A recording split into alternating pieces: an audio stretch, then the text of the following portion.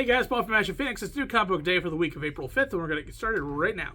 This episode brought to you by Paul and Tim Do a Thing, or Campfire Ashes. We do a lot of stuff, so like all the links to that, all that'll be in the description down below. Check out something. Hey guys, Tim from Capes and Scowls, the comic book store, Team Ashen and Paul and Tim Do a Thing. I got a bunch of trades, let's get into it. I've got Batman Failsafe. This is the new Volume 1, started the Zdarsky run, out in hardcover. I've got Batman Spawn, the Deluxe Edition. This is the old one, which is pretty sweet. I don't know if this included the new one or not. I can't quickly find the answer. Yeah, I think it does. So this is all three of these books together. We got Black Science Compendium. Can't kill a man with it, but it is pretty big. This is issues 1 through 43. This book's awesome if you've never read it. It's Rick Remender. Really good sci-fi.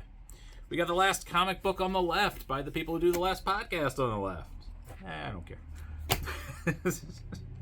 A Legacy of Violence. This looked really creepy from Mad Cave. Super gory. We got Witch of Mine from Ablaze Manga, which is kind of cool that Ablaze does some manga titles. We've got Wombats Go Camping, because, you know, they've naturally done that, and wombats are just a lot of fun. We got My Little Pony Volume 1, Big Horseshoes to Fill. This is the newest series, issues 1 through 5, which sells like crazy in here, so the kids dig it. We got Nightmare Country, part of the Sandman universe. I haven't read this one, but man, is it creepy. It's just so unnerving, the art of this book. So I'd probably love it. And finally, we got a re-release of Batman, The Doom That Came to Gotham, which is a pretty cool story. Pretty creepy story from Mignola. Apparently it's going to be an animated movie, so that's fun. First up this week, and nearly my pick of the week, this is Disney Villain Scar, issue number 1. This is a mini-series that Dynamite is putting out. I don't know how they got the license to this. Why not? Because Mouse take stuff. Mouse work with people. Yeah, I don't know. Mouse takes. Don't piss off the mouse, you dummy. This is The Lion King. So you know the story of The Lion King. This is basically what happened in the middle and off to the side. So you know the horrible story about that. This is taking right after Simba is born and Scar is kind of dealing with the realization that he's not going to be king. And that leads him into the decisions that are probably going to end up creating the Scar that we know. So this is actually really neat. This is I wasn't expecting the story to be as rich as it was. The writing was fantastic. It was on point. Of course, obviously in my head, everything sounded like Jeremy Irons and James Earl Jones. But I mean, and also Ben Vereen, because Rafiki. But yeah, this is a really good book. Fantastic story. The rest of the series should go very well. And now I kind of want to read the rest of these Disney villain books that have been coming out. But this was really good. You should definitely check it out. All right, my first book. This was very nearly my pick of the week. I really like this, and I wasn't thinking I was going to. It's Codename Ric Flair from Scout Comics. It is basically what if Ric Flair, international playboy and pro wrestler extraordinaire, was actually like James Bond on the side for the U.S. government. It's very silly. I get it. He went all over the world. He traveled all these places. He could have technically done it, right? This is silly, but in the best way. You can tell that they knew the history of Ric Flair because all the jokes are really spot on. They mention his plane crash where he broke his back and how he started wrestling a different style. A lot of the things, a lot of his catchphrases are in here, and they're made to fit into the confines of a story, which is weird. But his mission in this is he has to go to Russia and deal with the guy who invented the Magic 8 Ball, apparently, who is smuggling cocaine to America in the Magic 8 Balls.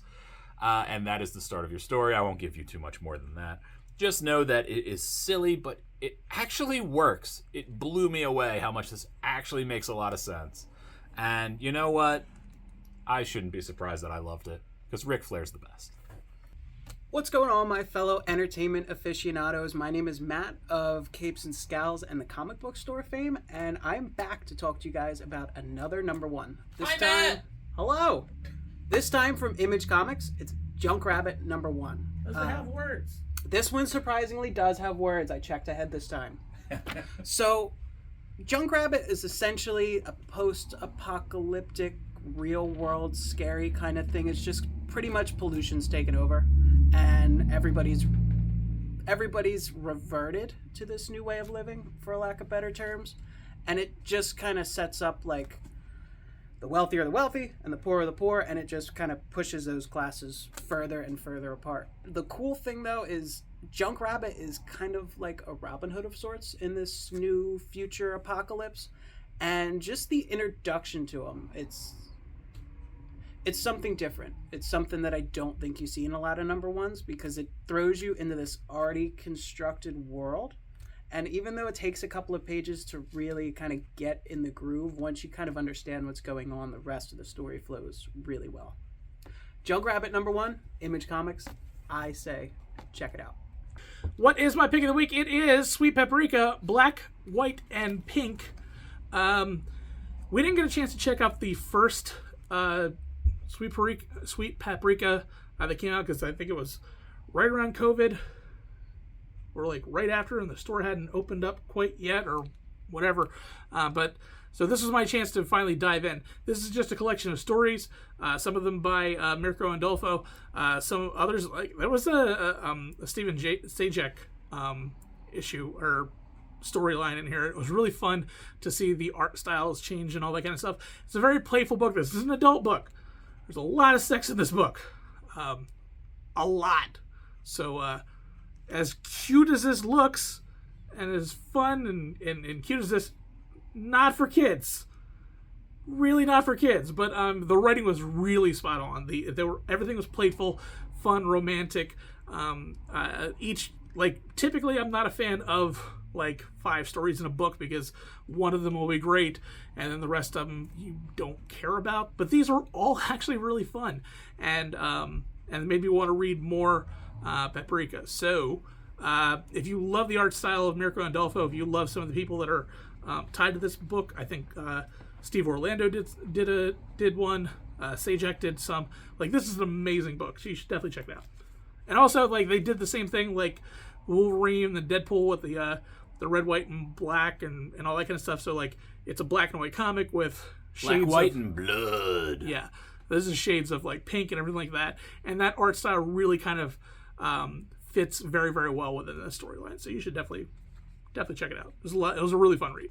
All right, and it's time for my pick of the week. Paul, what's my pick of the week? No idea. You should know, because I said I want to read this. Oh, yeah, but I forgot. That's fine. It's Hairball. Hairball from Dark Horse Comics. It's Matt Kint. He's got Tyler Jenkins on the art. I love this. Oh, my goodness. Okay, now I remember completely. Yeah, because I was like, this is about an evil, murdery cat, horror cat. I love horror cats. It's about a murderous black cat. You find out very early on that something is wrong with this cat, if it even is a cat, because it is doing bizarre things. And really the story is about this little girl who gets adopted by this middle-class family, and she has some disabilities. She isn't really speaking, and they basically are having trouble affording her. She's bankrupting them. They're just having a rough go at life. Her medical bills pile up, and she's just kind of like a little, I don't know, maybe she's not clicking with them, not gelling with them. But when they adopted her, the stray came with her, and they adopted the cat as well. The cat is terrifying. So terrifying. The art makes it feel very creepy. It throws up hairballs that seem like they're sentient beings, and they're just gonna... So much going on in this where the cat is just unnerving the whole time.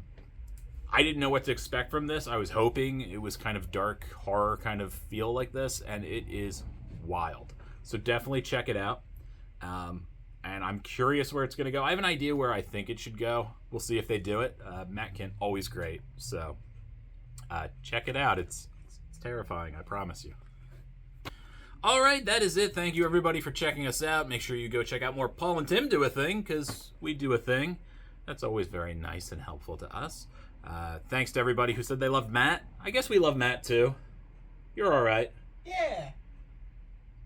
Yeah, you're all right. Yeah. So, yes, as everybody, thanks for that. Matt, you're very happy about that? You're glad people liked you? Most definitely. most definitely. You weren't expecting it. No, I wasn't, being that I read just a picture book last week. You did. You did just do a picture book last week. But man, did you describe those pictures. So that's it, and we'll see you all next week.